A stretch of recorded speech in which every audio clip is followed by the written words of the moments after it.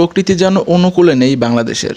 প্রায় ৭৬ বছর পরে বাংলাদেশে এতটা তাপমাত্রা আবার অনুভূত হলো এবং বর্তমানে মোটামুটি বৃষ্টি, কিন্তু কিছুদিন পরে আবার ঝড় হবে এমন একটা আভাস দিল আবহাওয়া অফিস। বিশেষ করে বাংলাদেশের কয়েকটা জেলাতে এই মাসের মাঝামাঝি সময়ে ঘূর্ণিঝড়েরও আশঙ্কা করা হয়েছে এবং সেই এলাকার নদী বন্দরগুলোতে ২ নম্বর সতর্কবার্তা জারি করা হয়েছে। জেলাগুলো হচ্ছে ময়মনসিংহ, শ্রীমঙ্গল এবং কুমিল্লা। বর্তমানে আমাদের আবহাওয়া যেন আমাদের অনুকূলে নেই। কখনো কখনো প্রচুর পরিমাণ তাপমাত্রা, আবার কখনো কখনো বৃষ্টি, আবার কখনো কখনো ঝড়। বাংলাদেশ কিন্তু এমন হওয়ার কথা ছিল না। বাংলাদেশ ষড় ঋতুর দেশ। বাংলাদেশে একের পর এক ঋতু আসতো এবং এটা একদম স্মুথলি যেত। মানুষ বুঝতেই পারতো না যে কখন প্রচুর পরিমাণ গরমের সময় অথবা প্রচুর পরিমাণ শীতের সময়। বাংলাদেশের তাপমাত্রাটা সব সময় আমাদের নাগালের মধ্যে ছিল এবং বাংলাদেশের তাপমাত্রা আমাদের সহ্য ক্ষমতার মধ্যেই ছিল।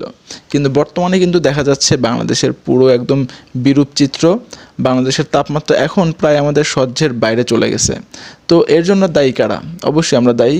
আমরা প্রতি বছর যে পরিমাণ গাছ কাটি কিন্তু সেই পরিমাণ গাছ লাগাই না, আর প্রচুর পরিমাণ বৃক্ষ নিধনের ফলে বাংলাদেশের তাপমাত্রা আজকে এই অবস্থা। সো আমরা যদি আফগানিস্তানের দিকে তাকাই, আজ থেকে ৫-১০ বছর আগেও কিন্তু আফগানিস্তানে প্রচুর পরিমাণ গরম পড়তো, কিন্তু বর্তমানে দেখা যায় আফগানিস্তানে কিন্তু বেশ মোটামুটি ঠান্ডা একটা পরিবেশ তৈরি হয় এবং সেইখানকার আবহাওয়াটা পুরোপুরি একদম গ্রহণযোগ্য এবং সহনীয়। সো তারা কি করে?